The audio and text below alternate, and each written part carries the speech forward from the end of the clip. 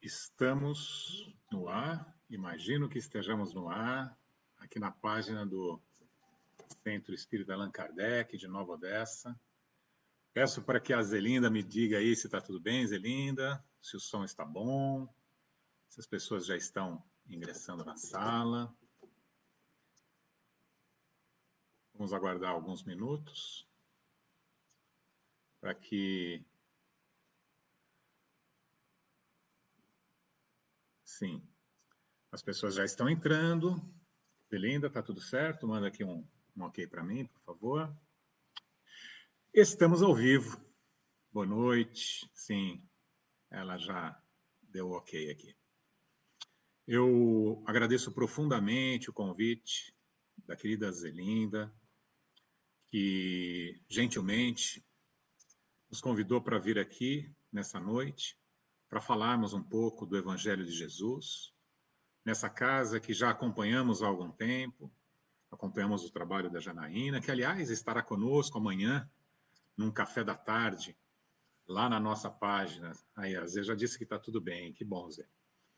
E estaremos juntos, né, a Janaína e eu, conversando sobre a influência dos espíritos em nossas vidas, lá na página do Verdade e Luz, da qual somos trabalhadores, e que ela gentilmente também aceitou o convite para estar conosco. Hoje nós vamos falar a respeito do... respondendo à questão, né, o espírito dorme, mas antes nós vamos aguardando mais alguns minutinhos aí para que as pessoas vão entrando na sala, né? A Sônia, boa noite, Sônia. E vamos também nos preparando para nos conectarmos com a espiritualidade superior, fazemos uma oração. Eu vou ver se eu consigo aqui partilhar isso também na minha página pessoal e compartilhar. Pronto, estamos também compartilhando na nossa página.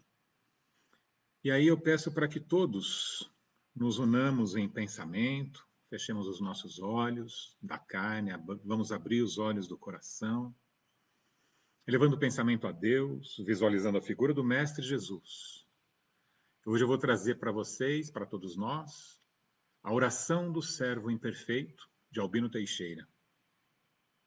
Senhor, dura é a pedra, entretanto, com a tua sabedoria, temo-la empregado nas obras de segurança.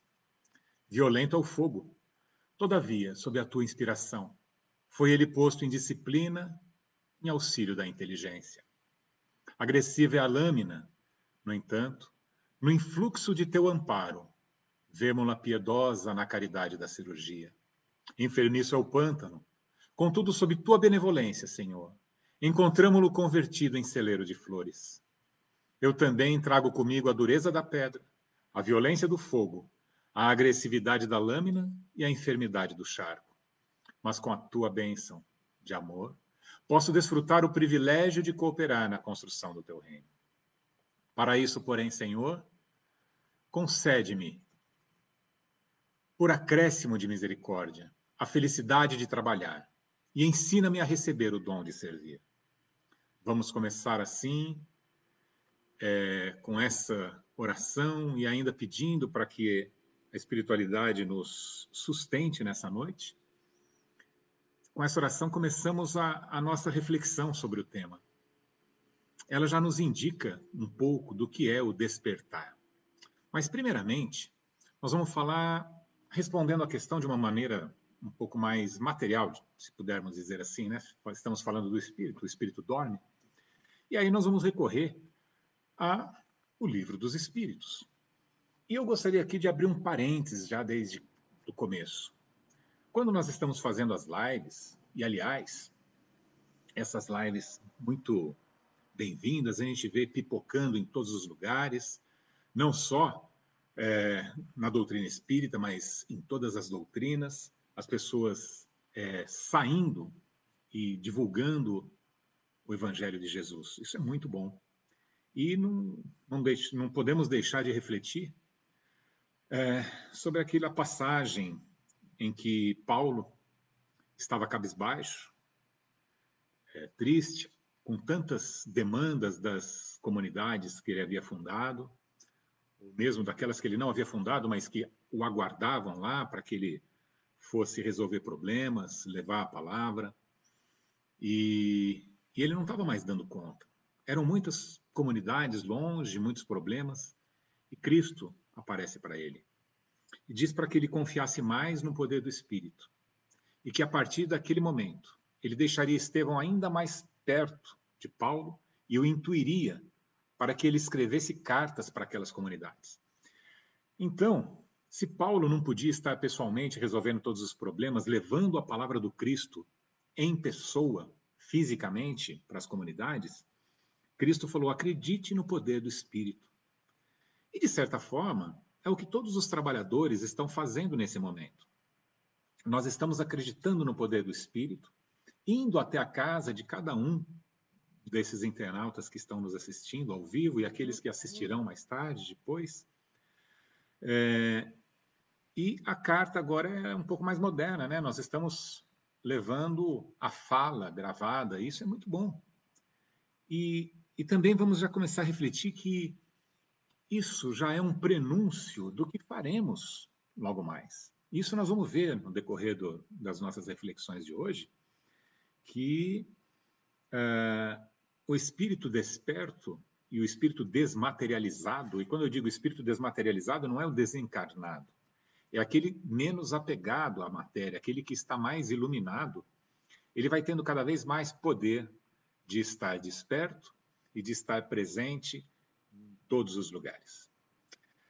Mas eu disse que a gente abriria um parênteses para falar do Livro dos Espíritos, porque com essa divulgação fora das paredes do Centro Espírita, o Centro Espírita agora ampliou suas paredes, e nós estamos conversando com pessoas que professam outras crenças, outras religiões, que não professam, de repente, religião nenhuma, que conhecem alguns, ouviram falar, outros conhecem um pouco mais o que seja o Espiritismo, mas estamos falando para um universo de pessoas que muitos desconhecem o que seja o Espiritismo.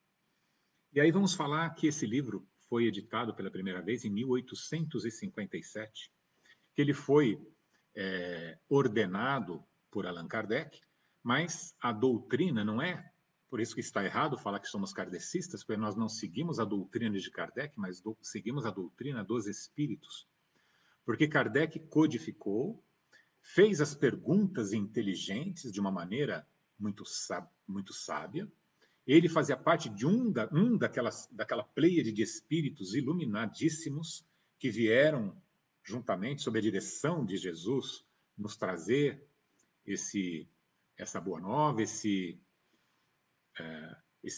manancial de conhecimentos que ele já havia prometido anteriormente. E o Kardec é aquele que colocou a capa da carne.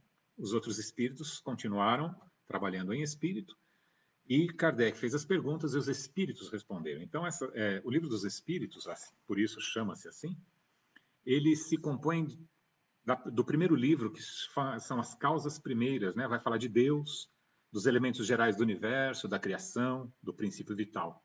Ou seja, dando um parâmetro, entendendo como foi criada a Terra, por exemplo.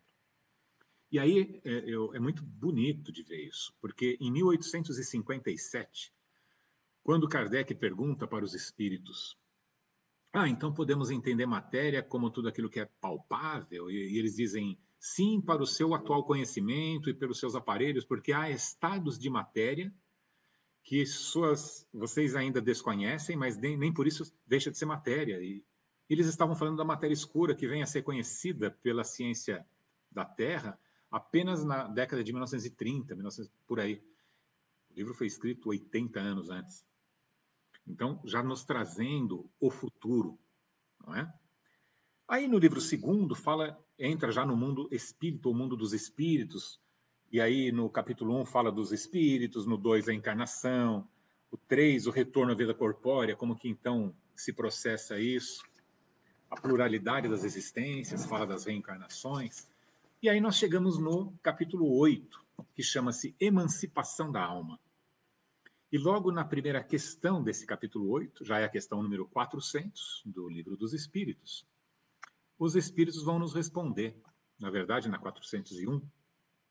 Na 400, Kardec pergunta assim: o espírito encarnado permanece de bom grado no seu envoltório corporal? Os espíritos respondem de uma forma até, podemos dizer, engraçada. Eles falam: é como se perguntasse se o encarcerado agrada o cárcere. Por quê? Porque a carne é algo que limita as nossas ações, limita as potências do espírito. É como se estivéssemos vestido um escafandro. Então, com o escafandro, você consegue apalpar alguma pétala de rosa e sentir aquela textura com uma luva grossa? Não. Com o escafandro, aquela roupa de astronauta, por exemplo, você consegue caminhar de uma forma tranquila? Não, é muito mais pesado, é muito mais difícil. Você se sente encarcerado. É assim que o espírito se sente no corpo. As suas potências ficam limitadas. Então, ele não vê a hora de se ver livre novamente. Então, é assim que eles respondem a questão 400. E na 401 vão responder já de cara, e aí a gente pode parar a palestra, né? Porque o espírito dorme. E a 401, a pergunta do Kardec é assim: durante o sono, a alma repousa como o corpo? Os espíritos, não. O espírito jamais está inativo. Então, olha, eu vou pedir desculpas para vocês, eu não tenho muita habilidade aqui com essa tecnologia, então talvez eu não consiga ficar respondendo adequadamente a todos, mas sim, agora eu estou olhando aqui pelo celular, então sim, eu gostaria até que vocês interagissem, e se quiser fazer qualquer pergunta, se pudermos, se estiver à nossa altura, responderemos agora, se não, responderemos depois de uma pesquisa, tá bom? Mas então está respondido, a gente já pode encerrar, não é? O espírito dorme? E os espíritos, não. O espírito jamais está inativo. Mas eles continuam. Durante o sono, afrouxam-se os laços que o prendem ao corpo e, não precisando, então, da presença, eles se lançam pelo espaço, entrando em relação mais direta com os outros espíritos. Aí começa a nossa reflexão sobre o que realmente os espíritos fazem quando estão num dos estados que, como eu disse para vocês, no capítulo 8, chama-se Emancipação da Alma. Aqui fala do sono dos sonhos, fala do sonambulismo, do êxtase, da dupla vista. Nós temos um grupo de estudo ali no Verdade e Luz, todas as terças-feiras, e nós estamos exatamente neste capítulo. Nós estamos estudando exatamente esse tema e entraremos agora já na segunda vista, na verdade. É um grupo muito gostoso e eu tenho falado isso, estou falando do Livro dos Espíritos para quê? Para instigá-los a buscar esse conhecimento. Ele é libertador, ele é consolador. E, além disso, nós estaremos nada mais do que obedecendo um conselho, porque ele não nos manda, ele nos aconselha. Nós temos o livre-arbítrio. Um conselho do Mestre Jesus, do Espírito de Verdade, quando nos diz: Espíritas, amai-vos, eis o primeiro mandamento, instruí-vos, eis o segundo. Então, aqueles que não conhecem o Livro dos Espíritos, busquem conhecer. É muito bom, vocês vão ter respostas para quase todas as perguntas. Mas, tá bom, o espírito, então, ele não fica inativo. E para onde ele vai? Acho que a gente pode trazer aqui Mateus 6:21. Onde está o teu tesouro, aí também está teu coração. Nós temos muita dificuldade ainda, muitos de nós, em compreender que nós não temos duas vidas, ou muitas. Nós somos reencarnação, quantas vidas nós temos? Nós temos uma única vida. Nós fomos criados, não morreremos, então somos imortais, espíritos imortais, com uma única jornada de ascensão. Nos tornaremos espíritos puros um dia. Vai demorar um pouquinho, alguns, talvez bilhões de anos, mas temos que dar o primeiro passo, né? Já temos os primeiros passos, na verdade, já demos antes. Temos que continuar caminhando cada vez mais firmes. E é disso que nós estamos falando aqui agora. Caminharmos despertos. Porque, voltando ainda a falar para onde vão os espíritos enquanto o corpo físico está dormindo, a literatura, por exemplo, André Luiz, tem inúmeros relatos do que pode acontecer. Mas, como eu disse, se nós só temos uma única vida, é mais ou menos fácil de entendermos para onde vamos. Você vai dormir muito preocupado com a conta bancária. Muito provavelmente, quando você, não é o seu espírito, quando você, espírito, estiver liberto, porque quem estava preocupado era você, espírito, não é o corpo físico que está preocupado. O corpo físico é um aglomerado de células que estão sob o comando do espírito. Então, você, espírito, foi, enquanto estava aqui na vigília, acordado no corpo físico, estava preocupado com a conta bancária. Dormiu, você, espírito, continua preocupado. Talvez você vá lá para a escrivaninha e fica fazendo conta, e vai até o banco para ver se fala com o gerente, mas ele não está lá para te atender, ou coisa parecida. Ah, mas eu gosto mesmo de tomar uma cervejinha com os amigos no bar. E eu fui dormir com uma vontade danada de estar lá com eles. Então, provavelmente você estará lá com eles. Como eu disse na literatura do André Luiz, que ele relata o mundo espírita, ele nos dá conta de que ele fala de muita coisa bacana dos grandes trabalhadores que, ao deitar o corpo físico, iniciam um trabalho no mundo espiritual, que quando eles desencarnam, esse trabalho já estará pronto, ou cursos. Então, eu disse que nós estamos aqui estudando o Livro dos Espíritos, e quase toda terça-feira, quando encerramos a nossa reunião, eu encerro pedindo para que continuemos em espírito, desdobrados do sono físico, estudando o Livro dos Espíritos, para que nós absorvamos de uma maneira mais eficiente, mais rápida, mais consistente todos esses ensinamentos. Ou que nós estejamos trabalhando para para o bem de alguém, que em última análise é só para o nosso bem. Agora, nós vamos falar mais. Se vocês quiserem, a gente continua. A gente fala dos casos do André Luiz. Vou dar um exemplo aqui, muito importante, mas antes vamos falar aqui quem que chegou. Vamos lá, o Arnaldo Bueno nos dando boa noite, o Oswaldo, a Márcia Helena, a Patrícia Santos, Marília Sardelli. Boa noite a todos vocês, muito obrigado por estarem aqui conosco, viu? E na minha página também temos algumas pessoas, só que aqui vai demorar e, infelizmente, eu não vou poder ficar me desviando a atenção, que eu quero dar toda a atenção para vocês. André Luiz, num dos relatos, eu vou dar dois casos dele, tá? Ele nos mostra daquilo que eu disse já, que existem os trabalhadores, aqueles que estão buscando conhecimento ou buscando trabalhar em alguma atividade lá no mundo espiritual, mas também aqueles que se deixam seduzir pelas paixões humanas.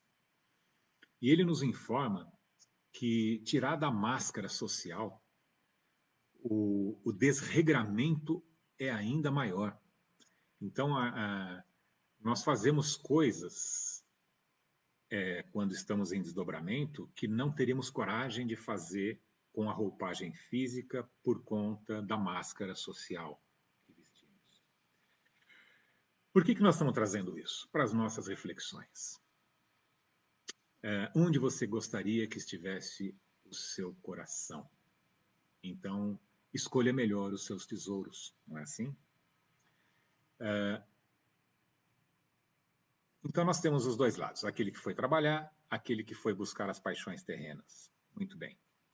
Nós vamos dar um exemplo agora de 300 inscritos num curso dado lá no mundo espiritual para encarnados em desdobramento, certo? André Luiz estava lá com o seu mentor e explicando que já estaria começando o curso. Ele falou, nossa, tem 300 inscritos? Mas infelizmente só vem Regularmente vêm apenas 32 pessoas. Os outros 200 e tanto, eles se inscrevem, mas não vêm com regularidade. Então, nós poderíamos dizer que, mesmo, e aqui nós vamos fazer a transição do aspecto o espírito dorme, explicando isso fisicamente, para a explicação metafórica. Mesmo esses espíritos que, em desdobramento do sono, percebemos que não estão dormindo, que estão em atividade, como nos dizem os espíritos na questão 401, eles estão sim dormindo em espírito. Vamos ver por que isso. Trazendo um ensino bíblico, deixai aos mortos, né, palavras de Jesus, deixar aos mortos ou enterrar seus mortos, porém tu vais e anuncias o reino de Deus. O que Cristo quis dizer com isso? Quando o rapazinho estava lá e ele queria primeiro enterrar o pai dele, cuidar dos funerais, para depois seguir Cristo, porque ele pediu para seguir Cristo, Cristo sabia o que se passava no seu coração e disse com todas as letras. Não é o falta de respeito com o pai, não é isso. Na verdade, o menino ele queria também ficar com um pé em cada barco, porque ele sendo primogênito, se ele fizesse as honras lá nos funerais, ele teria direito à herança. Então ele ainda estava preocupado com os bens terrenos, não necessariamente com as honras ao pai, até porque as honras ao pai, para aquele que compreendeu o mundo verdadeiro, o reino de Deus, por isso que Cristo fala disso, não se preocuparia, porque a honra está aqui no coração. Se ele, no dia do enterro do pai dele, ele estivesse cuidando de pessoas pobres e salvando 3 ou 4 vidas, tenho certeza, o pai dele ficaria mais feliz do que se ele estivesse lá chorando no caixão. Então, quando Cristo diz, deixai que aos mortos que enterrem seus mortos, ele está nos dizendo, olha, existem aqueles que, apesar de vivos na carne, estão mortos em espírito. Eles não estão vivendo a vida espiritual, eles estão vivendo apenas a vida material. Então, para a vida espiritual, eles estão mortos ou dormindo. Em alguns casos, nós percebemos que essa frase é falada com espíritos que estão mortos. Em outras passagens, por exemplo, Paulo, na carta aos Efésios, ele fala sobre os espíritos que estão dormindo. Ele fala assim: ó tu que dormes, desperta e levanta-te de entre os mortos, que Cristo te iluminará. Então, é interessante porque quando eu lia o Evangelho, antigamente, e li muito pouco, não, o Evangelho segundo o Espiritismo eu sempre li, mas a Bíblia mesmo, eu não conseguia ler o Novo Testamento e muito menos o Velho. Para mim era totalmente ininteligível. Até que eu fiz por um período um estudo, com pessoas muito dedicadas, muito estudiosas, muito esclarecidas, e trouxe luz.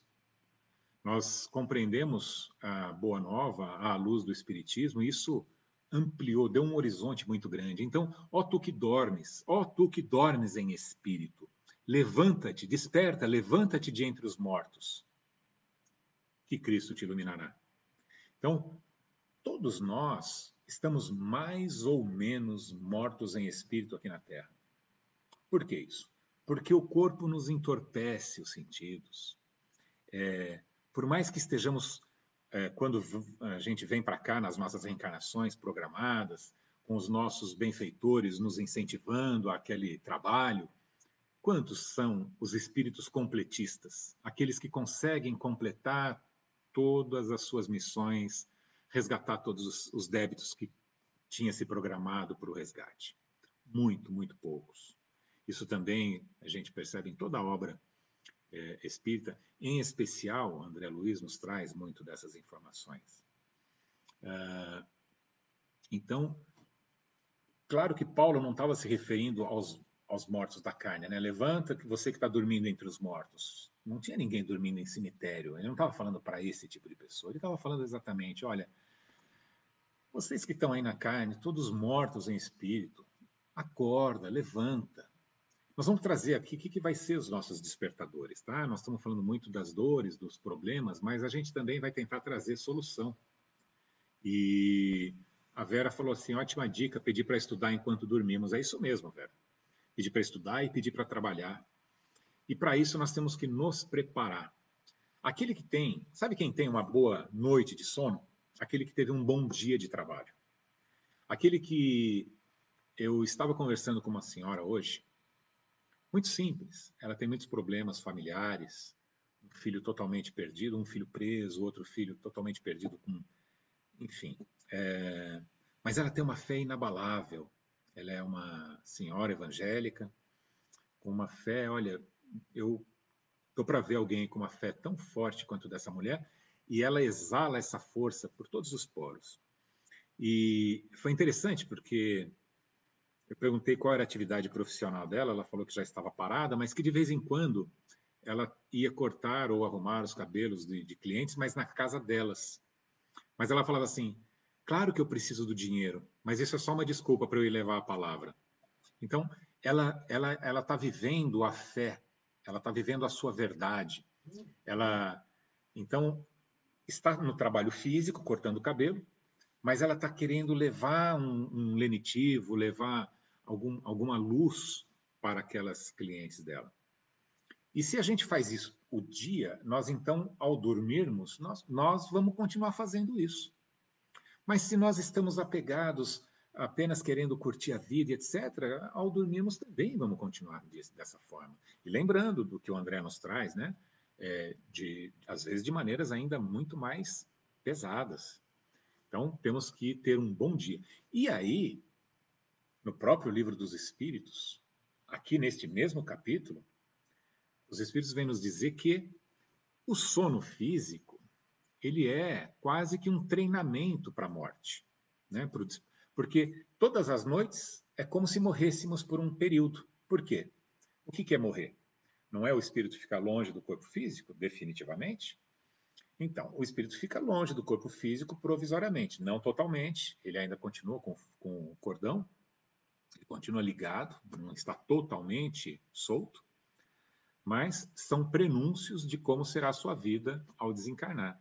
E aqueles que têm sonos inteligentes, palavras dos espíritos ali na questão 408, 9, por aí, aqueles que têm sonos inteligentes têm desencarnes facilitados, porque eles já estão, eles se prepararam durante a vida para aquele momento. Olha como tudo se encadeia. Se você tiver um bom dia de trabalho, quando eu digo um bom dia de trabalho, trabalho espiritual, que não precisa ser em nenhuma casa de oração, o trabalho espiritual é aquele no templo do coração do nosso irmão, principalmente. Quando conseguimos fazer isso o tempo todo, por exemplo, Chico Xavier fazia isso o tempo todo. À noite, aliás, as noites do Chico eram muito pequenas, ele dormia 2, 3 horas por noite apenas, até porque ele já estava desdobrado o dia inteiro em espírito. Mas se ele tinha esse dia de um trabalho com muito fruto, a noite dele era muito tranquila. E o desencarne dele, então, absolutamente tranquilo. Certo? Bom, agora nós vamos nos fixar no metafórico. Nós vamos nos fixar agora no estar dormindo ou morto em espírito, por estarmos ligados muito à carne. Eu queria trazer para vocês o quanto isso me tem chamado a atenção. É quase que um mantra para a minha vida. Todos os dias eu tento me beliscar para saber se eu estou acordado ou dormindo, porque as lições elas nos remetem a isso. Os grandes espíritos se entorpeceram ao adentrar na carne. Vamos começar pelo próprio Paulo. Paulo de Tarso, nascido Saulo, né? Ele teve todo aquele aparato, precisou falar as 3 línguas, transitar nas 3 culturas, ter uma força física muito grande, uma força moral muito grande. Já era um espírito iluminado para ter a responsabilidade, né, para Cristo passar essa responsabilidade para ele da divulgação do evangelho entre os gentios. Se não fosse ele o cristianismo seria talvez uma subseita lá de Moisés, por um momento, ele se esquece da sua missão e passa a perseguir cristãos. Aí vem um despertador. O despertador dele foi o próprio Cristo na estrada de Damasco. Mas todos nós temos as nossas estradas de Damasco, não é? As nossas estradas de Damasco, muitas vezes, são uma dor, uma perda de um ente querido, uma palestra que eu digo, uma conversa que tivemos com alguém, que ele nos despertou alguma coisa na consciência, e tantas outras formas que a gente ainda vai bater um pouco nelas. Eu vou trazer mais um exemplo do quanto isso é importante, mas vamos ver aqui primeiro a Elisa Fernandes. E quando sonhamos algo que não pedimos? Pedimos algo e sonhamos outros sonhos. Elisa, essa pergunta, o Kardec fez uma pergunta muito parecida para os espíritos, lá no Livro dos Espíritos, tá? Depois você pode pegar no capítulo 8 da segunda parte, que você vai entender com maior precisão. Mas vamos adiantar alguma coisa aqui. A nossa mente física, nós somos um espírito, a nossa mente é o espírito, mas temos o componente do cérebro também. E as coisas se confundem, elas se misturam. É como se fosse fazer um download, e às vezes vem com as palavras meio quebradas. Então, às vezes, nós dizemos para nós mesmos que queremos alguma coisa, mas no íntimo queremos outra. Ou nós realmente recebemos o que pedimos, mas não identificamos aquilo. Isso está melhor explicado lá, tá? Mas acontece bastante, acontece muito mesmo. E nós estávamos falando dos outros espíritos de luz, que ainda que sejam espíritos muito mais adiantados que nós, ou escorregaram, ou correram o risco de escorregar. Eu já dei o exemplo do Paulo, vamos falar do Pedro, né? Aquele que estava próximo de Cristo por 3 anos escutando que não devemos julgar, que devemos pagar o mal com o bem, e lá na última noite ele desembainha a espada para cortar a orelha do soldado. Naquela mesma noite nega Cristo 3 vezes. Então ele ainda estava titubeando, ele ainda não estava totalmente desperto em espírito. E o que o fez despertar definitivamente? A ressurreição, a volta do Cristo. A volta do Cristo traz uma fé para aqueles discípulos todos, porque eles acreditavam, eles estavam lá caminhando juntos, mas pairava alguma dúvida no ar ainda. Mas depois que ele volta, então mostra que realmente o mundo verdadeiro é um mundo espiritual, eles se lembram de quem eles são. E eles começam a sua fé aumenta. Até então, Pedro não tinha curado ninguém, depois daquilo ele curou, né? E assim por diante. Mas a gente também pode se recordar aqui da Alcione, no livro Renúncia. Eu não sei se quem de vocês aí já leu o livro, mas é muito bonito o livro, lindo. E no livro Renúncia, Alcione, que já habita esferas espirituais muito maiores do que a Terra, não precisaria mais encarnar, mas ela pede para o seu mentor a oportunidade de vir com uma alma querida.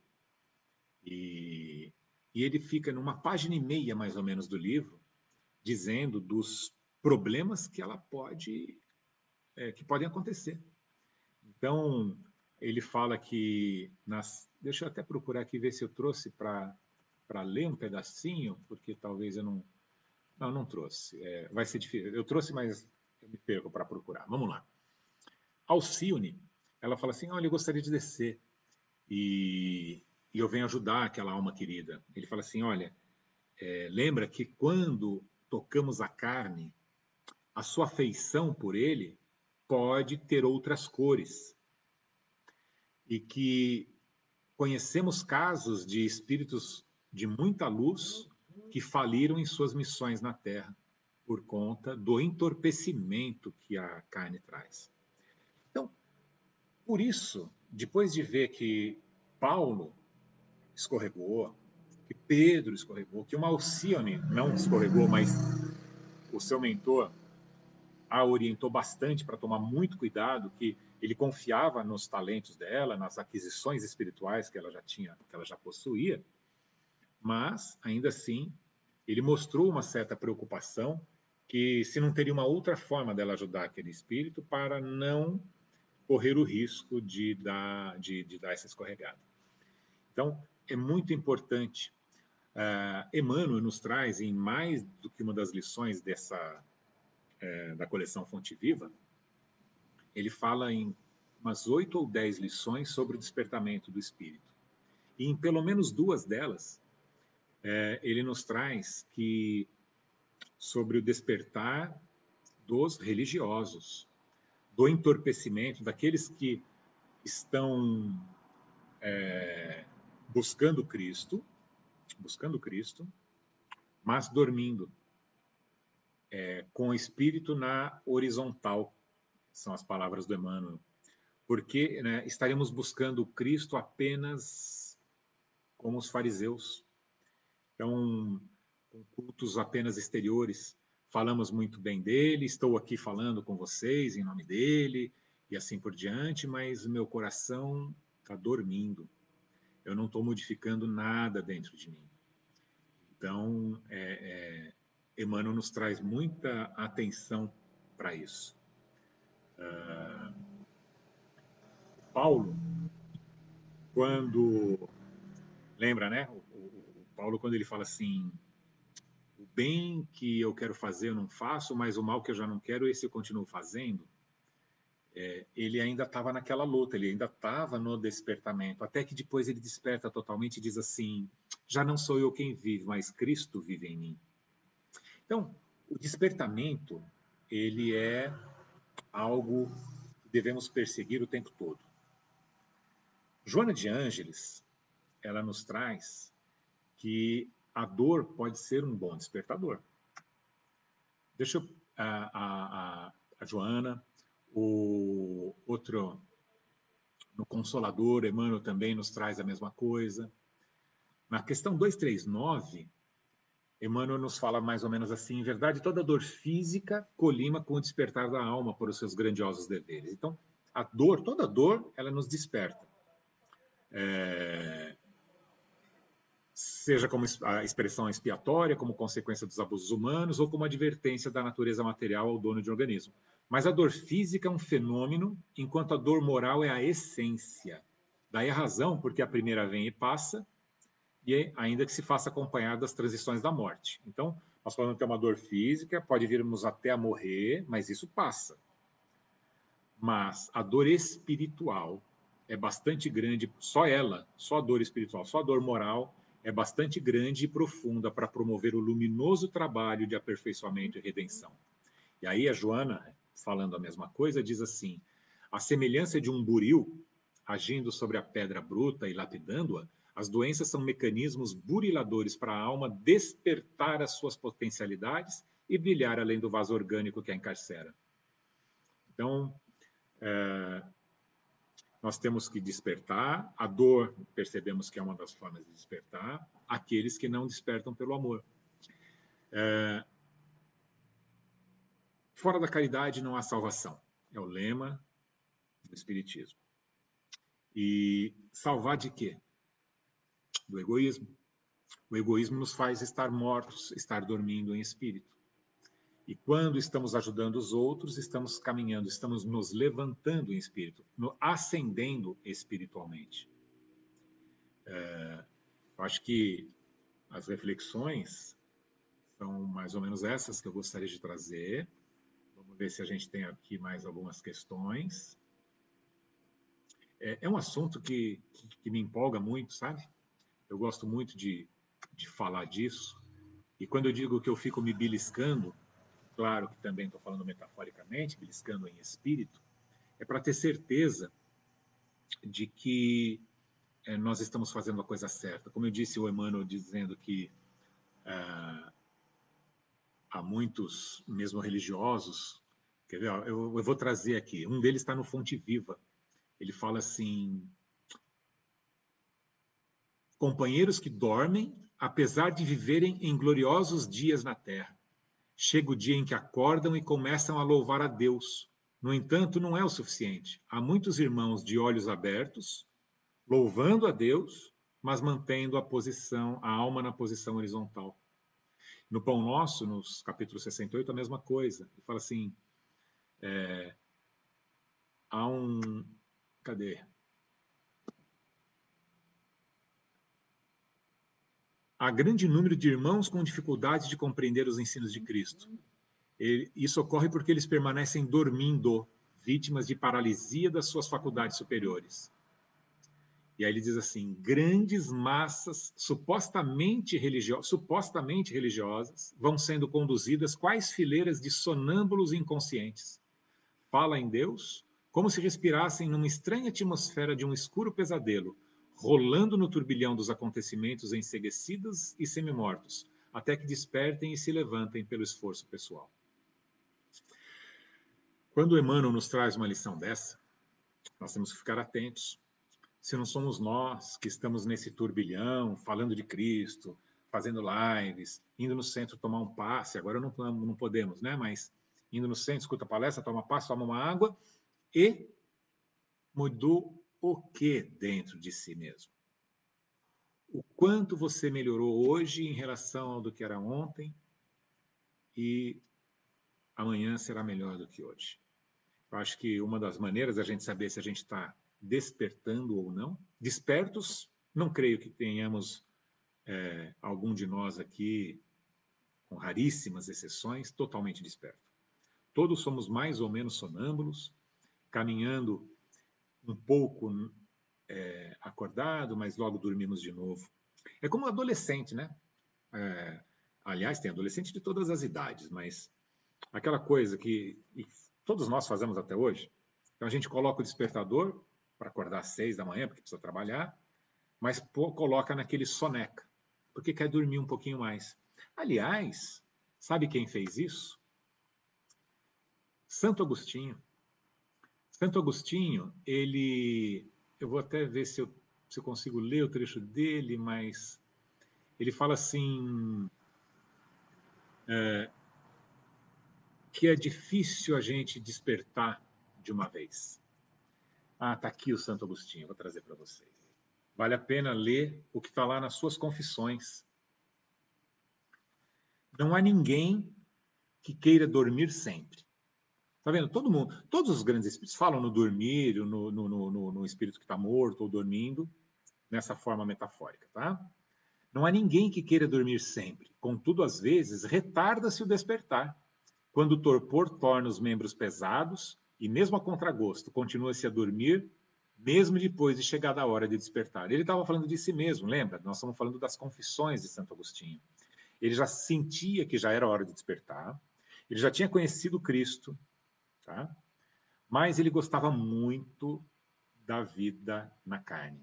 Assim, eu estava certo de que era melhor entregar-me a teu amor do que ceder à minha paixão. O primeiro me agradava, me dominava, mas o segundo me encantava, me prendia. Então, as paixões nos escravizam. E quando por todos os meios me mostrava a verdade, não tinha nada para responder a não ser umas palavras sonolentas e preguiçosas. Um momento, depois, um pouquinho mais, mas esse pouquinho não tinha fim. Com efeito, a lei do pecado é a violência do hábito. Quem poderia libertar-me desse corpo de morte, senão tua graça por Cristo nosso Senhor? Esse que fala isso é o Santo Agostinho. Aquele mesmo que mais tarde, na nossa codificação, vem nos trazer que precisamos nos conhecer e fazer como eu fazia enquanto estava na carne, fazendo uma reflexão noturna se o meu dia tinha sido bom, se eu tinha sido feito todo o bem que eu podia ter feito e se eu não fiz mal a ninguém. Então, são com essas reflexões do Santo Agostinho que nós encerramos as reflexões dessa noite, esperando que todos nós estejamos um pouco mais despertos em espírito e que quando formos dormir hoje no sono físico, peçamos para que os espíritos de luz, para que nosso Mestre, Senhor Jesus Cristo, ilumine nossa mente, nosso coração, para que não fiquemos dormindo. Vamos ver aqui as questões, se mais alguém... A dor moral é um despertador. A Elisa nos traz aqui. A dor moral é um despertador, tem que ser disciplina nessa vida terrena. Exatamente, tem que ter disciplina. É um exercício diário para lapidar a alma, educar os nossos vícios, elucidar nossas qualidades. Perfeito, Elisa. O hábito, aliás, eu escutei ontem, de novo, o Arthur Valadares, ele tem uma frase lapidar, que o hábito precede a virtude. Então, enquanto ainda não temos aquela virtude em nós, nós precisamos da força da vontade,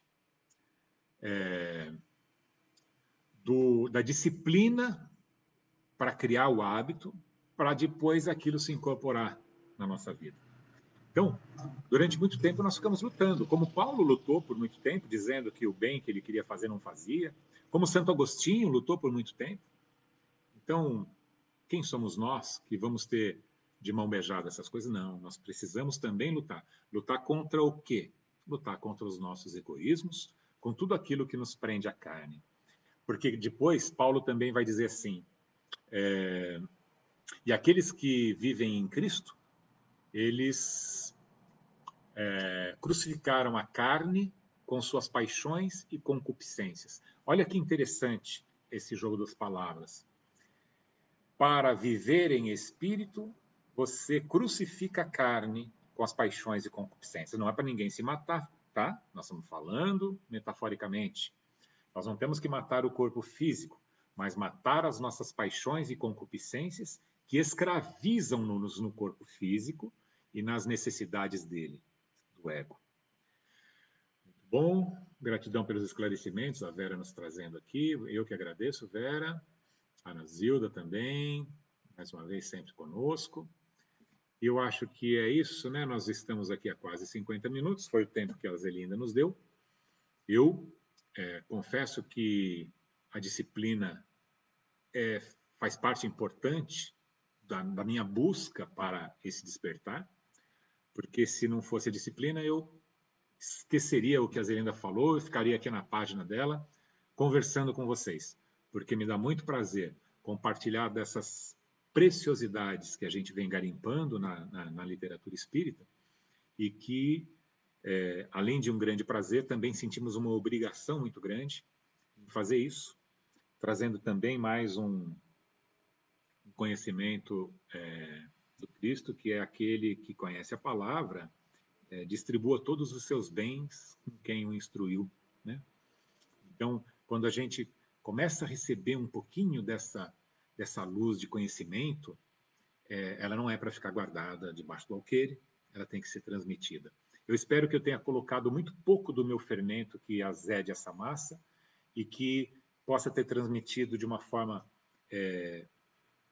um pouco mais pura o pão da vida, que é o ensinamento do nosso querido irmão, amigo, Jesus Cristo.